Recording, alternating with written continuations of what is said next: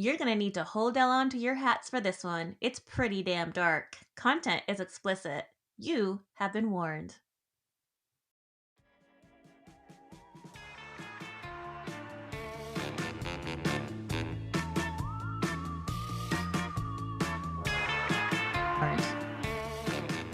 Welcome. You are listening to BewitchedBanter, where two best friends, one skeptical, looking at you over there, Ames.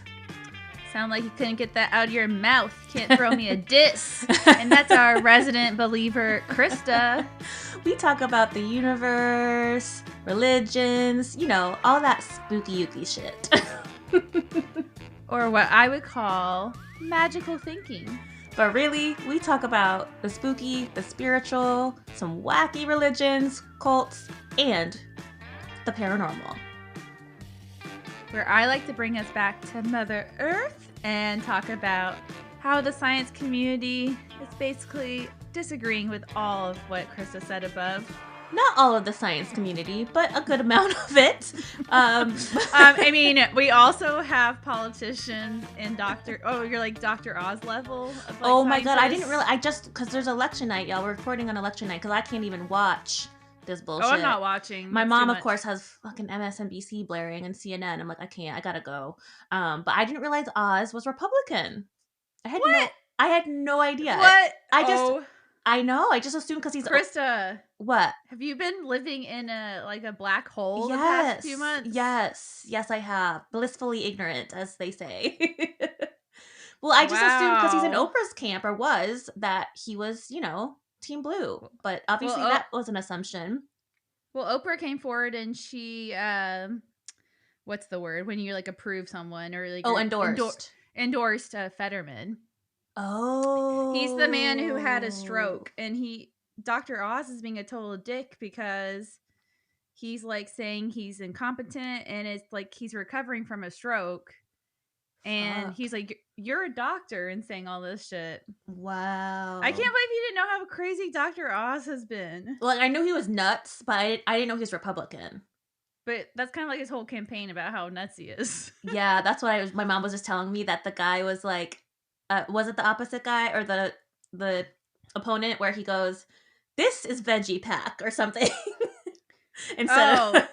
No, what happened was Dr. Oz, I feel like I'm catching up on the news for the past few months. Yeah, Dr. Oz went to some popular chain grocery store. We don't have them here in Phoenix. I can't remember what it's called. But anyway, he made this post about inflation, and he kept saying how much it costs to make a crude a day, like a veggie platter. Oh, okay.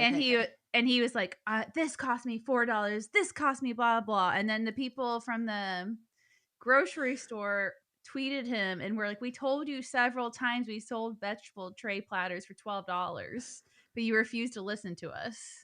And it was this whole thing about inflation being insane. Don't vote for Joe Biden. Oh my god. He doesn't even live in Pennsylvania either. How is that legal? What the fuck is that? I don't know, but I guess this might be a whole nother episode where I school you on stuff. Yeah, let's do that, because I took a blissfully ignorant. I can't. It's too much. Anyway, so again, it's election night, y'all. Welcome to BewitchedBanter. Amy and I are ignoring. Where Krista doesn't know shit. Not about Dr. Oz, certainly. I know far too much about Carrie Lake, who unfortunately I think is going to win the Republican seat for governor here in our lovely state. But we're fucked with that. But, Hey, we don't know yet. It's not looking good. So, I do. One thing, though, isn't it Democrats tend to vote more by mail? Oh, I don't know that stat, but I did. I thought Democrats did, so usually the votes come in later. That's true. Yeah, I voted by mail. I'm not trying to be at those polls with people with guns and shit. No, thank you. I'm good. Bye. Well, kind of talking about that last night, I turned on the news and I couldn't believe. So it's not where you actually vote, but it's where they count the votes. Mm-hmm. And so after the last election, now they have barricades, wire fences, and all the security up. And I'm like, shit. How much times have changed? I was that's so sad. Fucking sad. Well, I listened to a whole podcast about how this guy was who worked there, and then several other volunteers getting death threats all the time. Yeah. Yep. Anyway, this is bullshit. F the election, because that's all bullshit news anyway. an election denier now. No, I'm just kidding. I just can't deal with the election deniers, so I'm in denial about them. So let's move on to our horoscopes. Well, you haven't even said the topic. Oh my goodness. You right. I got so wrapped up on this election darkness. It is a haunted Hollywood version of George Hodel, excuse me. And he was a famous Hollywood doctor to all the playboys in the 20s and 30s. And not a great man. He was alleged in not only child abuse for his own daughter and rape of his own daughter, but also the Black Dahlia suspect, number one, for many years. Now, this is not going to be the Black Dahlia story, but obviously he's tied to it as a suspect. So we're going to cover this piece of shit man. This is Albert Fish territory, as in darkness and gross and horrific. So you're welcome, everyone. All I can think about is I'm going to get down at the Holdel Holiday Inn. You don't want to be in this man's Hodel. Well, no, I'm going to try to I'll tell you that. shit. I'll tell you. You'll find out why. Although he did have a sick ass bachelor pad that Frank Lloyd Jr. or Lloyd Wright Jr. designed. Badass. We'll get to that. But you don't want to, regardless, you don't want to be in that shit. Here's the thing. Well, I'll get into it when we get into a little bit more, but there's also abortion to this story. So we'll get to that. So hot topic. Covering murder and abortions Yep. All that beautiful goodness. Okay, should we read the horoscopes? Yes, please. Get a little glimmer of happiness before we get dark? Yes, tell me what was it on Sunday? How joyful I am that you kept reading the wrong date. Or how fabulous I am.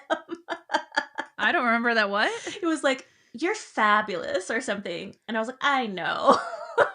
And the whole time it was the wrong date. It was like an old horoscope. Oh. Let's see. Okay. So they're right under our intros. Okay, cool. So Libra, you can take a step back from the things that aren't working for you. That doesn't mean you failed. It gives you more energy and lessons to apply to other activities. You can always return to today's challenges with fresh eyes in the future. I don't know. What were we talking about at lunch? What were we talking about? That I'm not taking any of my quote unquote past failures to heart. Like, so long. I messed up. I own it and gotta move on instead of like dwelling in it like I used to. So it resonates a little bit for me. Yeah, I'm proud of you on that. Oh, that's a big no more emo train. No more emo train. And thanks for kicking the shit out of me. No, I am proud of you because I feel like you did have a tendency to beat yourself up a little too much. Yeah. And I don't want to repeat that pattern, right? It was not healthy in many aspects of my life and relationships. So no mo. Okay, what do you got in store for Gemini? For Gemini, we have, and P.S. everyone, again, this comes from Moon Omens on Instagram.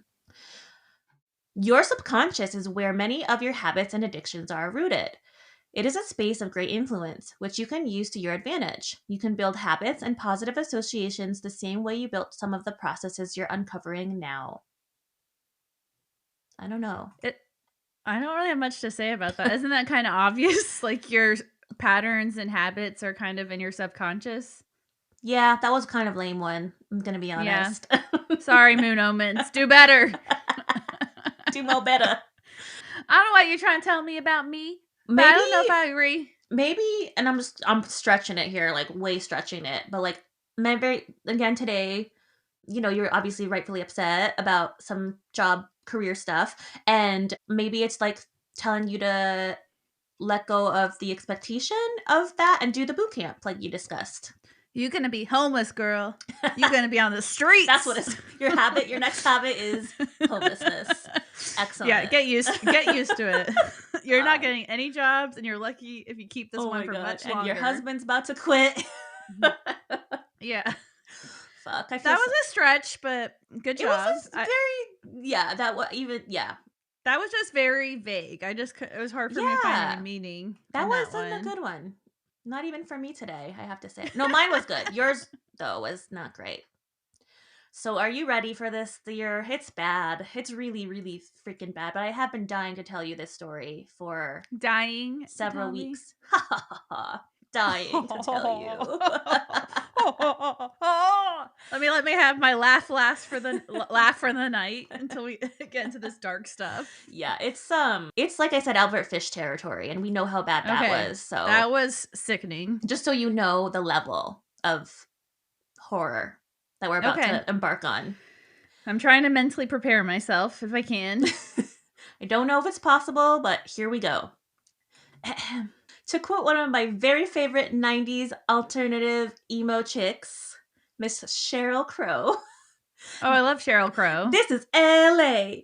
And that's from All I Want to Do. But as we know, ironically, the city of angels, or LA, Los Angeles, means the city of angels. And ironically, so much dark shit and nefarious things have happened there, and it's all far from angelic. As we know, it was founded on mob crime and torture and fraud and just dark, seedy shit and dark, seedy people that actually made the quote-unquote magic happen. That is LA today. And I tried saying this again in my prior coverage as Haunted Hollywood, where I was a little too high. But again, founded on crime, corruption, just really dark energies to start, right? When we took over and colonized the area. So because of that, in my belief system, as we know, that leads the energy to a lot of lore, a lot of ghost stories, and a lot of places being quote unquote haunted. And there's a full on of that. So did they take the land from indigenous people? Yeah. Yep, just like everything else. I can't. The native and indigenous stuff makes me so most upset. And I remember saying this actually on our way to LA, or on our way from Burbank to Central Coast. And I remember having this conversation with the four of us and saying, like, why? Obviously, all people of color have had prejudice and harder lives, harder times, but why is indigenous people never talked about? And that shit still pisses me off to this day. We stole everything from them, and it's like, what the actual fuck? But that's neither here nor there, this story. But we did steal the land from them, no figure. And so back to the LA lore, one of the most perhaps gruesome stories ever to come out of there, and horrific crimes, trigger warning, is the unsolved murder of the Black Dahlia, who is, we now know her name and who she was, Elizabeth Short. And this is, again, perhaps one of the most horrific unsolved murders in California's history, if not the country's history, but certainly California's history. I tried to listen to a podcast about it and I couldn't do it. It's bad. It's really awful. And the guy I'm covering is, again, suspect numero uno, and unfortunately got away with it, as we'll get to. Is it on that same level of darkness? Mm-hmm. Because I had to turn that off. Yeah, it is. So sorry. Don't shut me off, because it's bad. Unfortunately, I'm a co-host tonight. Yeah, but you got to listen. Or you could just go to sleep like you did that one time. You didn't let me. I asked if I could lay down and close my eyes while you were talking. I don't remember no. what episode that was. Oh, that was the paranormal war tactics. That's right. Can I just go to sleep? A nap? I'm like, absolutely not. So the Black Dahlia, her name was Elizabeth Short, and instead of focusing on her very tragic, and I'm going to say savage, because it was fucking savage. I'll get to that in a little bit. I'm actually going to tell you about the POS that was likely her murderer. In fact, he is actually one of the FBI's and the LAPD's top suspects. And that monster is Dr. George Hodel. And have you heard that name before at all in Hollywood lore or like shows? Some reason I thought this whole time we're going to be talking about a hotel, because a Hodel hotel. No. That's why I was saying that reference earlier. Does it make sense? Yes, now? it totally. No, it sounds like hotel. It tracks. Okay. Totally tracks. Obviously, I've never heard of this guy. Yeah. So I actually have, and this is what gave me the impetus to write about it. So he has been featured or alluded to in countless horror movies and films and TV programs. One of the things or places that they alluded to him, that wasn't him, but they alluded to a doctor in American Horror Stories Murder House, which was the very first one. And in this house, the lore was that there was a back alley doctor who performed abortions in his basement and then did really weird shit with the women and the organs and the fetuses. And that's In how Hodel's basement?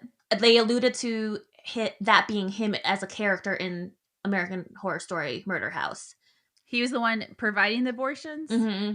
They didn't, Okay. again, he wasn't the character, but they took shades of his life and lore from him to create that character and and that narrative. And then the story that was actually based off him on Turner Classic miniseries, or I think it's a TNT miniseries, I Am the Night.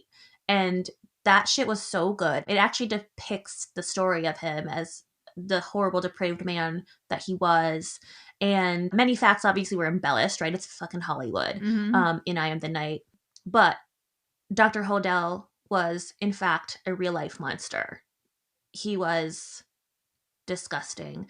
He even has books by his family members describing the trauma and the horror that he caused so many women and his own family. And one of the memoirs is One Day She'll Darken by his granddaughter, Fauna, and the podcast The Root of Evil, which may be the one you listen to.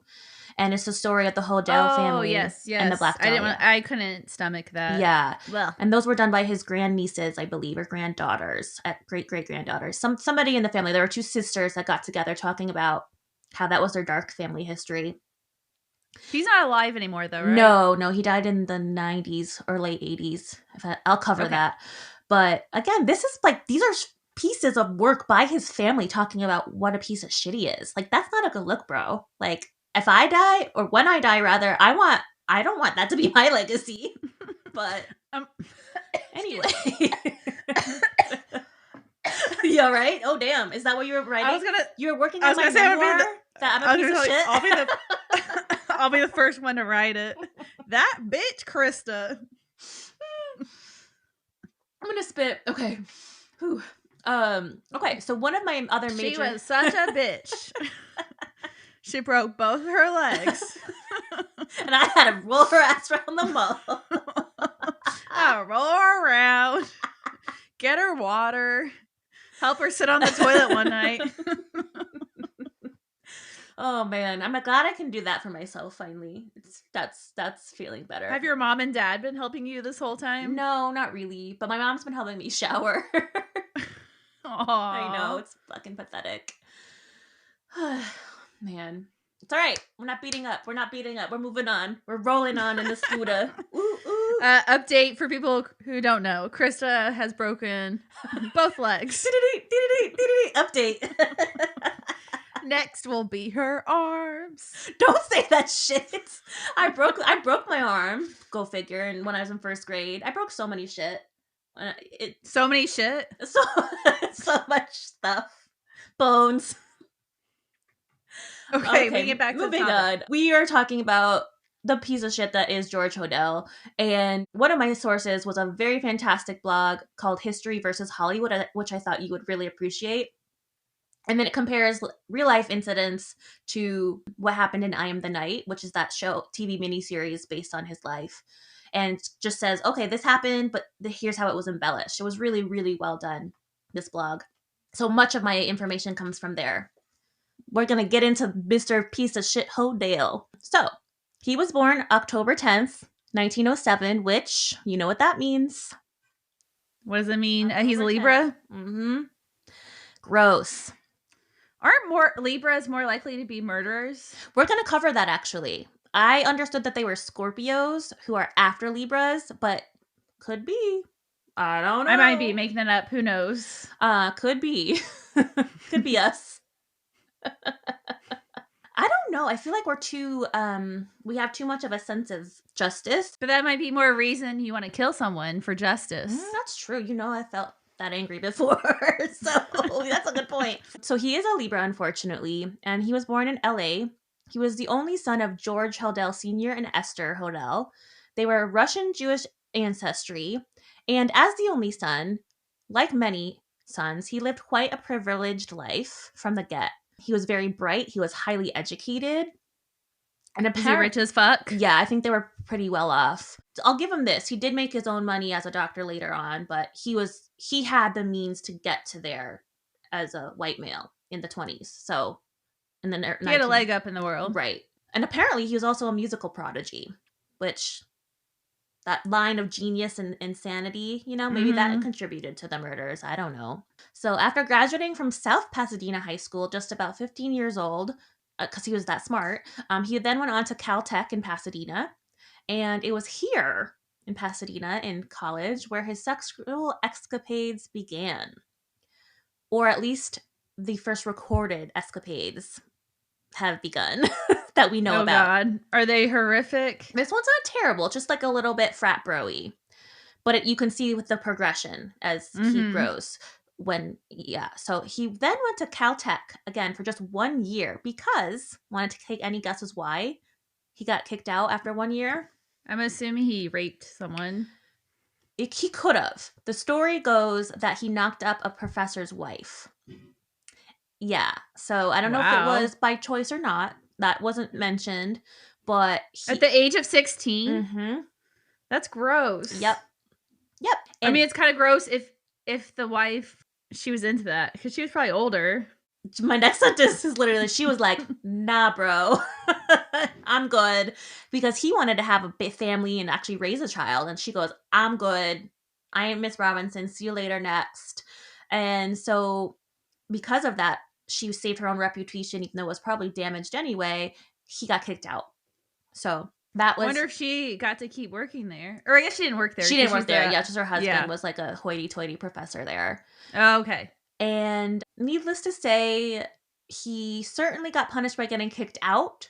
But as I have alluded to, that scandal did not stop him or his audacity from having any of his male privilege being revoked.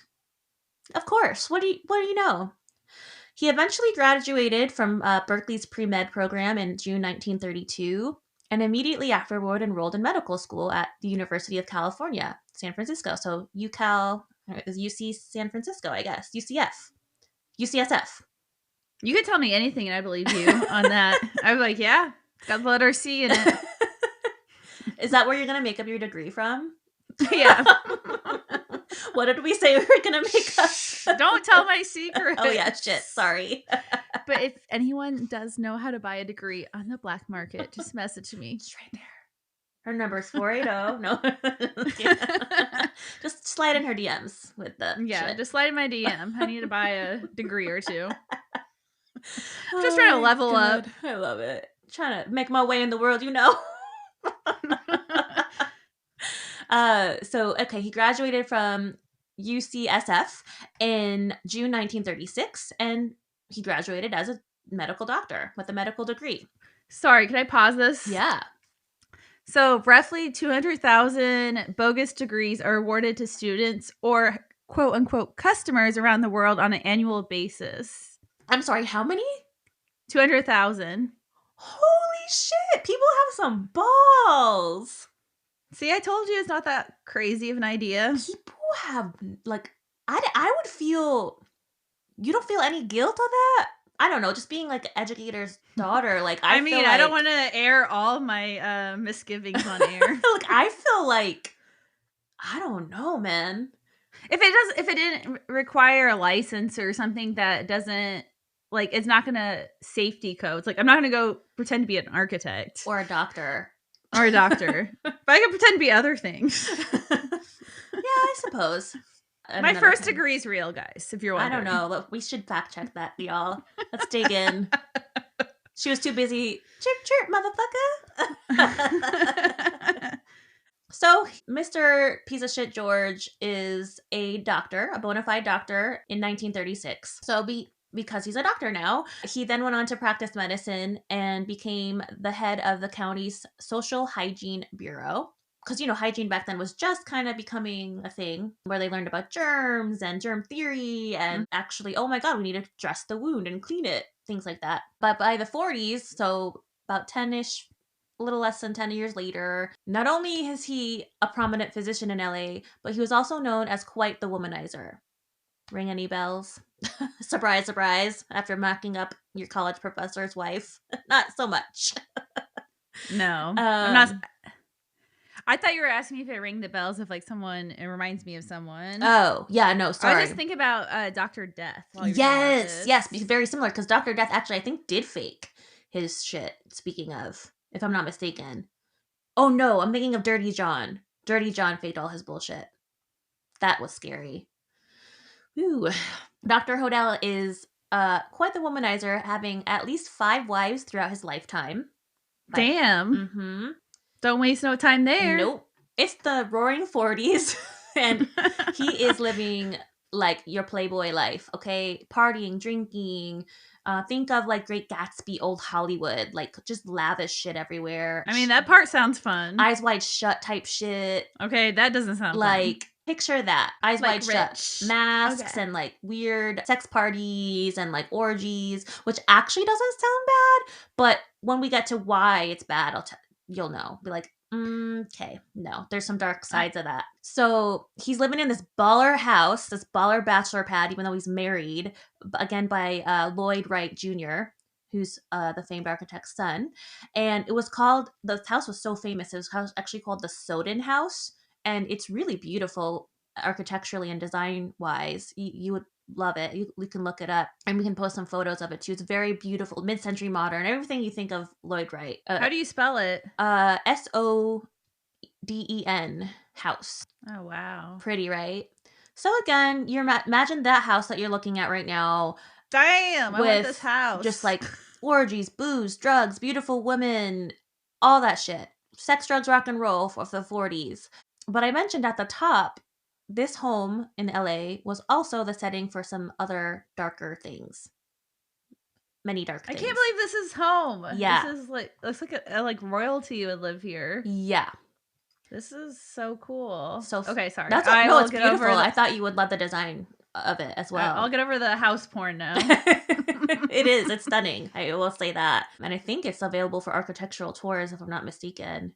Damn, that's so cool. Because it's that beautiful. And of course... Yeah, it's like a work of art, for sure. And he was that much of a playboy and a player in the LA scene that he was able to afford such luxury. And so first and foremost, this house, again, was filled with famed actors and artists and writers of the time.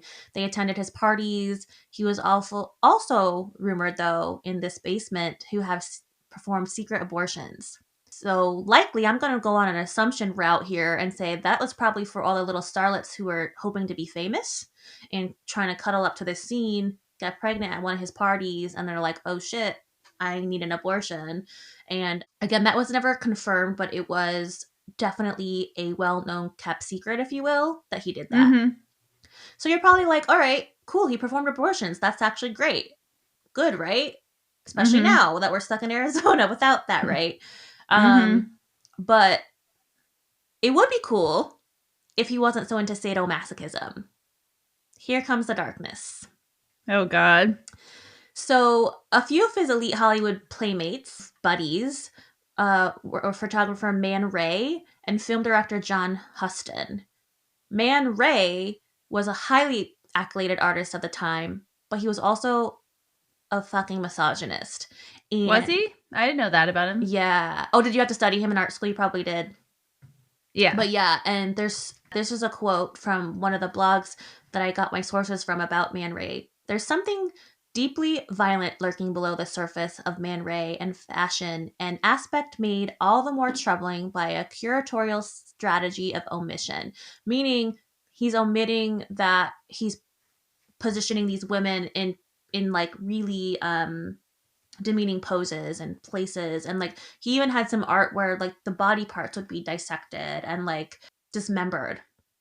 Well, I mean, all of his art's a little disturbing in general. Exactly. So you know his works. Think of that. And that is, I mean, some of it's cool though. But some of the disturbing shit though, with like the torsos and the legs and the masochism of women's bodies, the desecration of women's bodies, it's really disturbing. And that's what Hodel was into, because that was one of his buddies. Mm-hmm. So, well, I think it's I don't think it. I would say, looking at it, not knowing that, I didn't think it was disturbing, but knowing the background story of it changes your perspective. Yeah, exactly. Yep. So back to the party scene. You've got these men with wealth and power and money, access, and the most scary part about that power that they had was over women's own bodies and sexuality. And that shit just, like, the what am I trying to say here? We had no agency, like none. And it's really fucking scary. And I guess this is my early toot toot beep beep, but like, thank God for all the women who fought for us back then and our moms and grandmas, because they had to live through a lot of shit. And now we're back here again, but we're going to fight for this shit. We're going to get it back.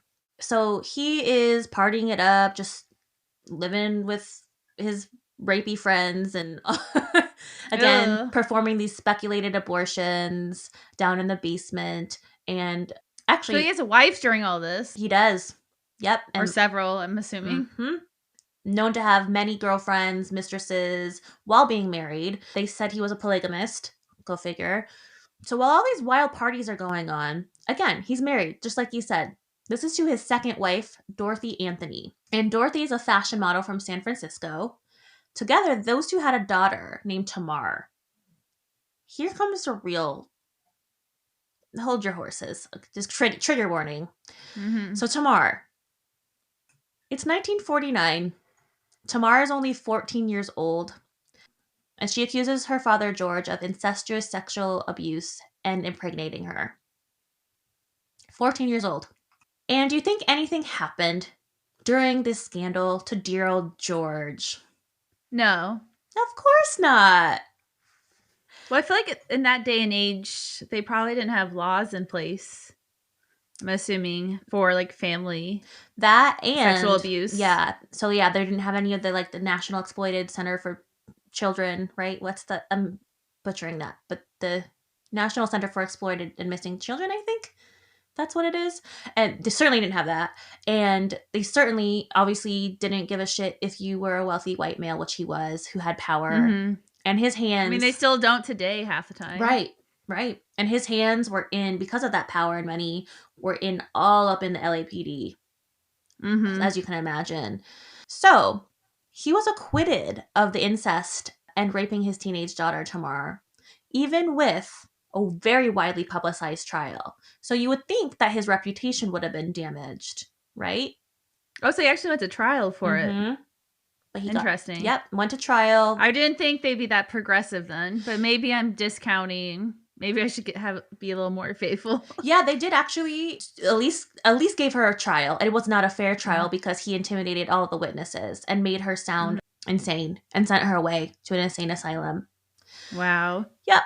So that's what happened. So it came out in trial that it was all attention seeking, that it never happened, that the pregnancy never happened, or that it was aborted by him probably. And then they sent her away to an insane asylum, and then she went away to Hawaii and just escaped there. God bless her. Just get away from your crazy ass family. But so I'm assuming she wasn't pregnant during the trial then? No. Nope. She had an abortion? Okay. Yeah.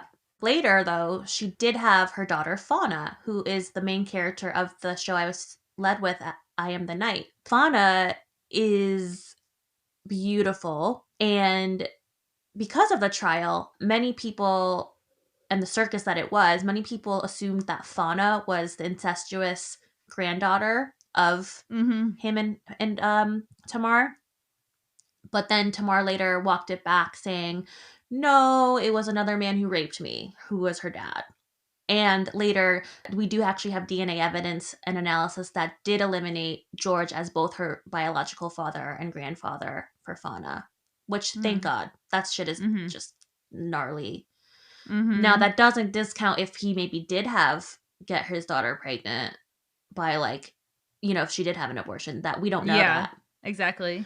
But just the fact that you even implicated in some disgusting shit like that. Ugh.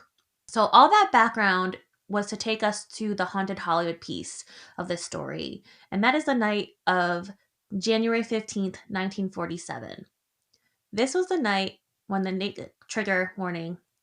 This is the night when naked body of 22-year-old Elizabeth Short was discovered in an empty lot in Lehman Park, an area of Los Angeles.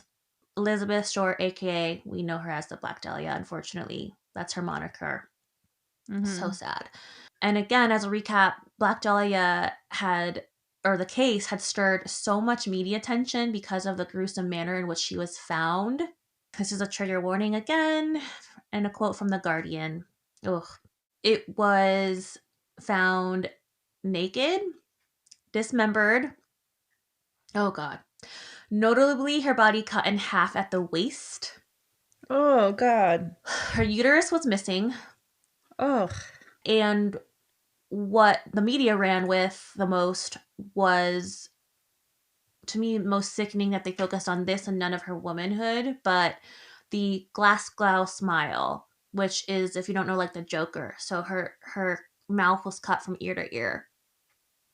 Oh, this is so gross. Yeah. Some more grotesque details. This is bad, okay? I'm sorry, everyone. This is why I couldn't listen to the podcast. It makes me feel queasy. And God rest Elizabeth. I'm sorry I'm telling your story. I hope you found peace, and I hope we find your murderer accountable. If it was indeed him, I hope he's getting his justice somewhere. Okay. Some really grotesque details were that she was forced to eat feces, parts of her pubic hair were shaved and inserted into her vagina. What the? And I think that's it for the disturbingness. Oh, God. So, needless to say, the killer was evil and morbid with absolutely no care for bodies, life, let alone women, and especially with the uterus missing, that alludes to some women hating. Oh, that's just like a monster. Yeah. It's disgusting. And I just wanted to go on a quick media rant like I always do, but this is just how angry it makes me, because they had no respect for her as a woman and the way in which she was found. It was just, as you can imagine, the media frenzy, and we're guilty of it too as true crime consumers, right? And I'm really trying to tamp that down because of shit like this. But this is a quote from The Guardian regarding the way the media treated her story. Ugh. The celebrity status of Short's death was driven in part by relentless media. The LA Record carried related items on this front page for 31 consecutive days, and the sales of newspapers surged as the LAPD's investigation continued. So I just got anger bumps because they're just turning profit on this woman's horrible murder. But isn't that like a lot of stuff? Yeah, it's everything now. It's cable news, it's true crime, unfortunately. And again, I'm guilty of being a consumer of it. You're like a every night kind of consumer. I am. I'm really rethinking that. And yeah, it's getting in my head, finally clicking. Like, this isn't okay. Wow. Yeah, I know. I'm only saying that because Krista is addicted and falls asleep to it. I do. And I was like, you need to take a... I did start listening to my Calm app at night instead. Maybe that's why you've been happier lately. Oh, not listening to murder all the time might make you think the world's not terrible. What do you know? Wow. Boo. Tiffany. But as far as the suspects in the Short murder, other sex criminals were investigated, but George Hodel's medical background put him at the top of the list. To be investigated? Mm-hmm. Because, again, as her body was found bisected, which means there was no breakage of bone. It was just like a cut between your sternum and your hips, I believe. So someone would have to know the human body to do that. Exactly. Yep. Like not an amateur. Exactly. Oh, I can't lie. It makes me feel a little sick to my stomach thinking about it. Well, of course. It's awful. Like, oh. But and they did say that tactic of like medical studies was one that they taught in his day of med school to study cadavers. So that makes sense. Mm-hmm. It's just amazing how detectives can put all that together. For sure. So they knew, to your point, these LA detectives knew this mofo had some serious surgical skills. Yeah, like it. Mm-hmm. But I guess, yeah, they're detectives for a reason. I wouldn't know that. And if I'm not mistaken, it was similar to some of the Ripper cases where there was no blood either. Like, there was no blood evidence or trace blood. So this motherfucker knew what he was doing, obviously, right? As a medically trained person. I think you might get into this, but are you going to tell us if they might have had a potential relationship? I am. Okay. I figured that was next. Don't worry. It's coming a little bit later, but it's coming. So we have the Black Dahlia murder. Literally like a month or so before, we had the public trial of his daughter, who the incest trial. Okay, so it's like one thing after the next. I have a question because I couldn't learn about the Black Dahlia because it made me feel a little too. Yeah, it's awful. Yeah, I got a little too upset listening to it. So why did they nickname her the Black Dahlia? So there was a movie that was very popular at the time, something with White Dahlia, and I think because of the darkness of her murder, they named her the Black Dahlia. Oh, okay. More or less. There's some more to that, but that's what I read. But that's a great question. And I think in that movie or the play, the White Dahlia, there was some pretty like sad shit that happened to her as well. I don't think it was nearly as tragic at what actually happened to Elizabeth, but that's what they went with as the moniker. So okay, we have the trial of his incest and rape of his daughter, and then a month or so later we have the murder. So because Tamar had accused her father of the rape, everyone's looking at him. He's a suspect, and actually, in fact, so I apologize, I got the timeline wrong, because actually in the trial, so the murder must have happened. The rape happened, the trial happened, the murder, and then the trial. I apologize. The murder happened before the trial because actually in the trial, Tamar accused her father of being the Black Dahlia murderer. Oh. Yeah, it's family drama. But at that point, was he already a suspect? Yes, but the LAPD covered it up for a long time. And his daughter was saying that, so that makes me think. Yep, and he definitely did it. And how old was the daughter? 15 or 14? 14 years old. Okay. And yet he got off because he said he made her out to be crazy. Makes me so fucking mad. Mm-hmm. So, unfortunately, to answer your question, his suspect status among the LAPD and the DA, it was there undercover, but the public didn't know that he was a suspect in the murder. Did they know that after the trial, though? They didn't know until decades later. Oh, okay. And this is exactly to your point, because of a relationship they uncovered that he may have had with Elizabeth, and I'm going to get to that in a second. But none of the named suspects were submitted to the grand jury for consideration at the time, because there was no indictment. They got off some technical bullshit because it was still an active investigation. So they didn't name him. And they didn't name him because he had money to pay them off. Guaranteed. Some of the technical stuff that people get, like how they get like not convicted, sometimes it's hard to understand. As really a person who doesn't practice law, I'm like, I don't understand it at half time. It's not fair. Like, that's not law and order. That's not just. But maybe it's part of their right to a fair and free trial. Maybe that's what it is. I don't know. I'm not obviously an attorney either. So they didn't know. The public had no idea that this motherfucker was a suspect of the murder, or, well, they thought he was definitely a rapist for sure, but they didn't convict him because he paid people off. But at this time, he's probably still throwing parties, right? Mm-hmm. Yep. Sure is. And not until March 27th of 1950, they bugged his mansion, speaking of the parties. Because of the Black Dahlia case or something else? Yeah, because of the rape trial and because of the Black Dahlia, especially, because he was suspect number 1, basically.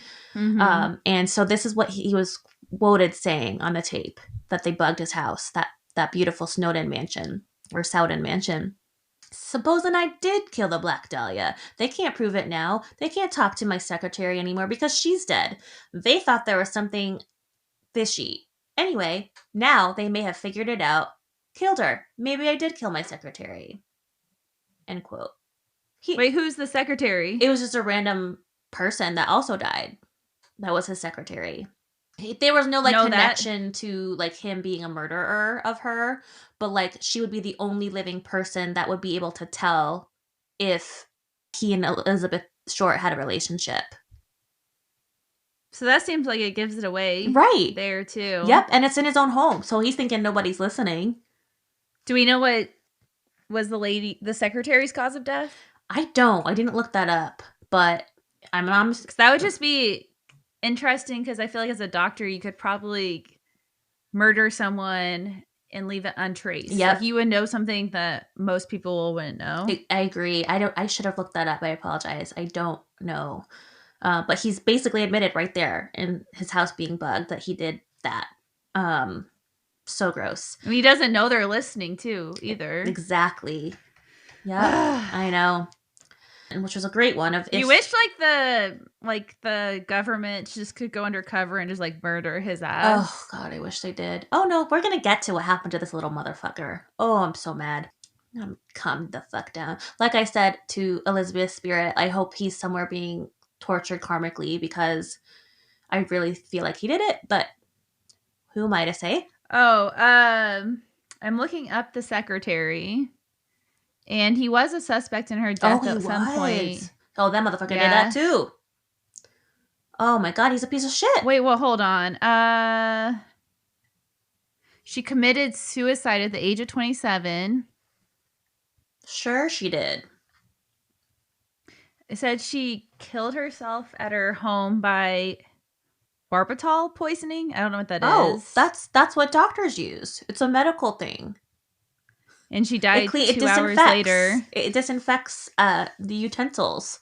And it says her death was investigated by the coroner, who determined that the cause was suicide. Nobody thought she was killed, and therefore nobody was a suspect. Because he paid them off. What do you fucking know? This motherfucker. I mean, I don't know how liable the first source I found, but... Yeah, but barbital is the thing that cleans medical, Oh, he's such a freaking creep. Isn't he creepy? Looking at his picture. I know. He looks so rapey. Ew, gross. Ew. David. All right, so you had a great question about if he knew the Black Dahlia. Turns out, this motherfucker did.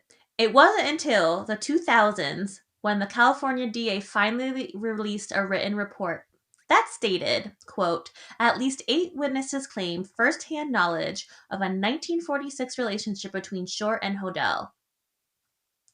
Then it was in the LA Times, and the full details of the investigation came to light only in 2003 when the, quote, George Holdel Black Dahlia file was discovered in archives. Get this. Archives of this motherfucker's heinous crimes in the LA County's basement. So they hid... Wait, say it again, sorry. So, okay, they didn't know that there was a relationship between him and Elizabeth until 2003 because they found these records of 8 witnesses from 1946 in the basement of the LA County District Attorney's office. So someone hid it. Mm-hmm. He paid someone off. Yep. That is disgusting. Yeah. Yep. How could you cover that up for someone? Deep pockets, buddy. It's just sickening what money would pay off. Sickening. But that kind of violence and I don't think there's words to express what that is. No, you're absolutely right. Ugh. So the files also indicated that he was indeed interviewed as a suspect in another 1949 murder known as the Green Twig murder. So on top of his secretary, Elizabeth, and this murder, which is of Luis Springer. And of course, again, the evidence to support the second accusation was not publicly available until 2018. So somebody's hiding this shit for this person. Like, it's just buried deep of his evidence of crime was committed. I would say one person. I bet it's multiple. Yeah, you're right. It's a system. Like R. Kelly, he had fucking support to get away with all this bullshit. So did Jeffrey Epstein. Same shit. They're the monsters that do it, but they have a team of people that know exactly what the fuck is going down. But I feel like in a certain sense, if you're complicit in covering up that gruesome murder, you are just as guilty. 1000%.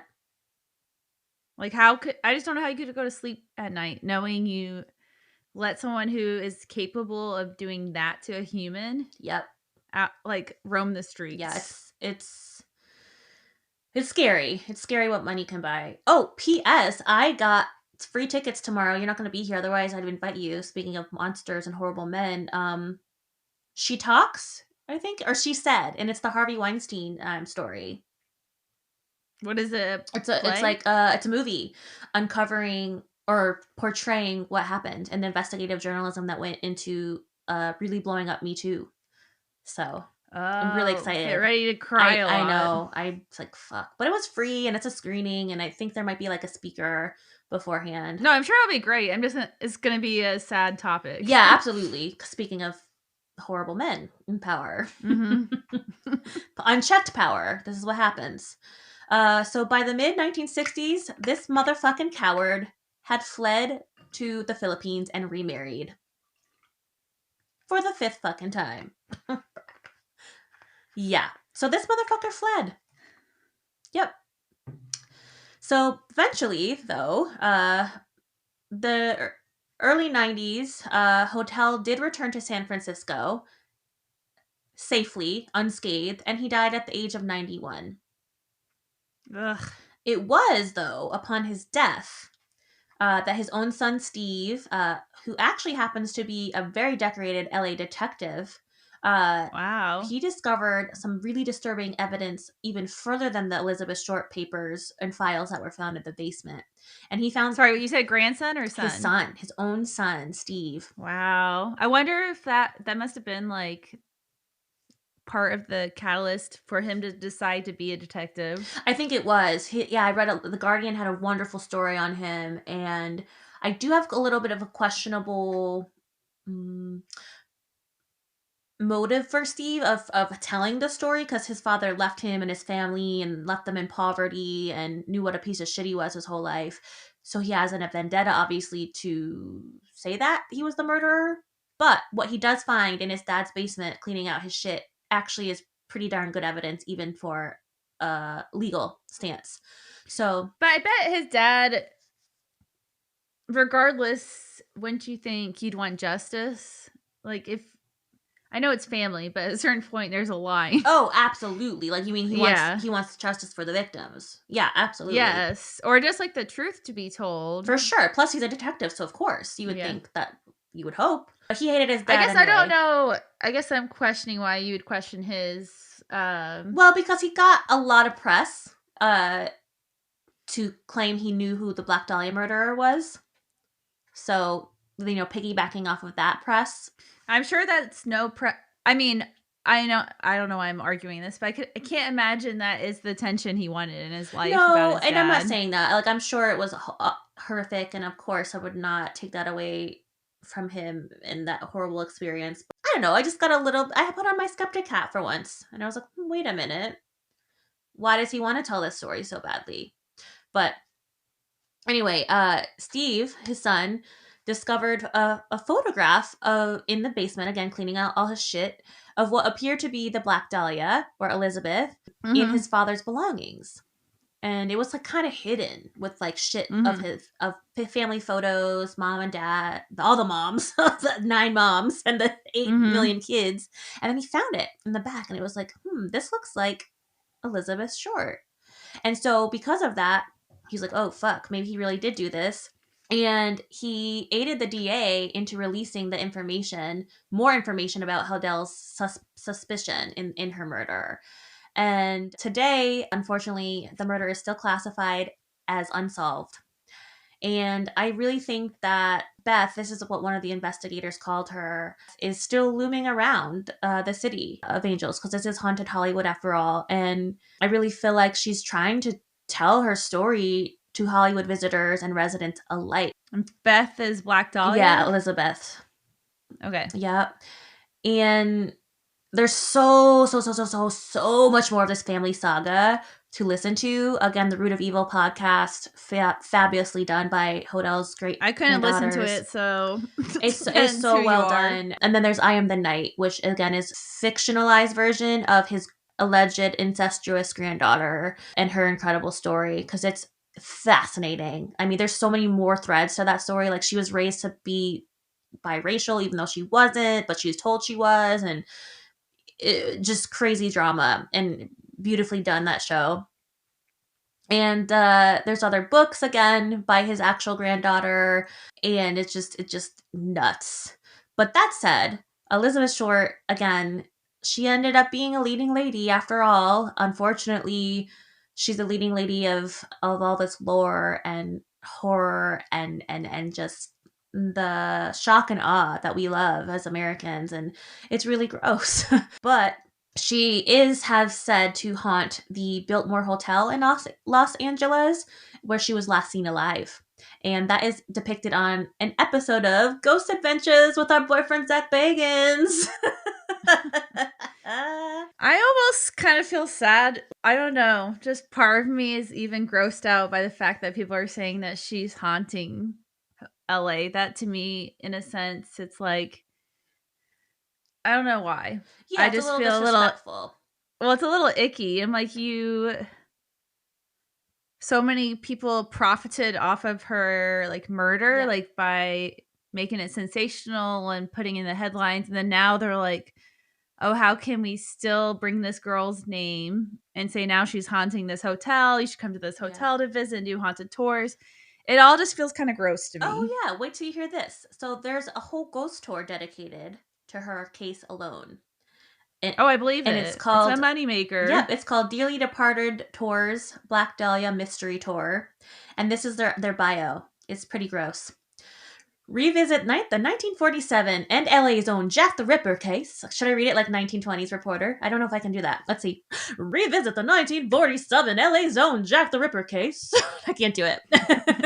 The infamous Black Dahlia. Elizabeth Short was only 22 when she was killed, and the world will never know for sure who did it. But on this tour, you'll visit several theories and the relevant location in Beth Short's last short life, including the last place she was ever seen alive, and where her bisected body was ultimately discovered that January morning. This is by far one of the most gruesome crimes in American history. And that is how they're promoting it for their ghost tour.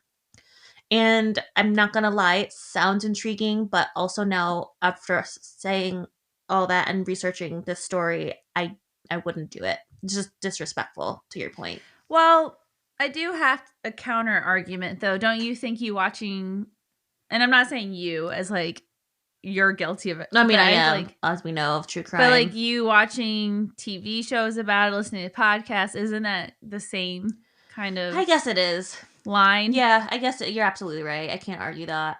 I almost feel like the tour's a little bit worse, only because it's like physically where her body was. I don't know. I think you're just trying to separate the two. No, I'm not saying I'm innocent of that. You're right. I'm really coming to terms with, like, I need to reel this shit in because it's not okay for the families and victims. But I still watch, obviously. So we're working on that addiction, but you know, we're getting there. Addiction at a time. Exactly. We all got our exactly. And then the final thing I wanted to end on was a little bit more fun, since we are talking about haunted Hollywood and theaters where she was actually last seen in a hotel. But as we mentioned in my undeliverable episode of Haunted Hollywood, there's such thing as a ghost light, and I don't know if you remember what that was. I don't. Okay. Tell me again. So what is a ghost light used for? A ghost light is a single bulb left burning whenever a theater is dark. Some argue that its function is to chase away the mischievous ghosts and spirits. Others insist it lights the way for the ghosts that are said to inhabit virtually every theater, keeping them happy and contented. So, really, it's for the techs that are working at night to see. Yeah. But, you know, the lore is every theater's haunted, and that you keep it on to scare away the bad ghosts and help the good ghosts. So that is some positive note on the ending here as we're talking about Haunted Hollywood. But thanks for sticking with me, y'all. That was horrific and all the levels. I'm going to say it was very horrific, but you said Albert Fish level. I don't know I think that one to me. Well, I think you went into more graphic detail on that episode. Yeah, I held back. Not I feel like the Black Dahlia obviously is horrific and grotesque and disgusting and sad, but I feel like you maybe with the Albert Fish one, you went a little bit more deep. Yeah, like needles in his dick. Oh. Yeah. Oh. Yeah. Oh. Oh. Well, that's what I have for y'all. So I don't know if you have a toot toot beep beep or not, but I don't really. I guess toot toot beep beep. I'm not a murderer. Sorry, that's really insensitive. toot toot beep beep. My best friend's not a murderer. I remember that my dad, I took a picture of him one day and he's like, "Oh, Amy, aren't I handsome? Some people have axe murderers for dads." Did he really? I love Dave so fucking much. So I guess that's another toot toot beep beep. Well, speaking of toot toot beep beeps, mine's also about my parents. Just to thank them for dealing with this whole thing. Her broken This leg, whole thing. ankle. And as you saw, my dad and mom helped me out. Dad's upgraded to intern, and mom is production assistant, I'd say. Oh, damn. I need to hire my family next. So, anyway, I just wanted to... No, good job. Honestly, I didn't know any of that stuff just because I haven't ever been able to stomach it. So I learned something new tonight. Good. Sorry it was so awful, but... Yeah, well, true crime tends to not be the most uplifting. Well, what do we have coming for them next week? Oh, so it's another dark story. Really? But for some reason, I don't know why, I feel a little bit better when I cover like older murders. Does that make sense? Yeah, it's removed. Yeah, so this guy is the werewolf killer, and his name is Peter Stompf. And I don't want to give too much away, but he was thought to be a werewolf and a killer. What is your take? Tell me later. I'll tell you later. All right. I'll tell you on the next episode. Tell you on the flippity. All right, y'all. Well, I'm going to go on and say peace, Bewitches. Peace, Bewitches.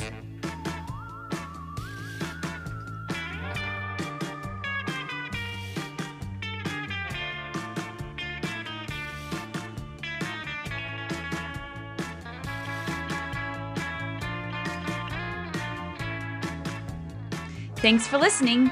Check us out on Instagram or BewitchedBanter.com. Suggestions for the show?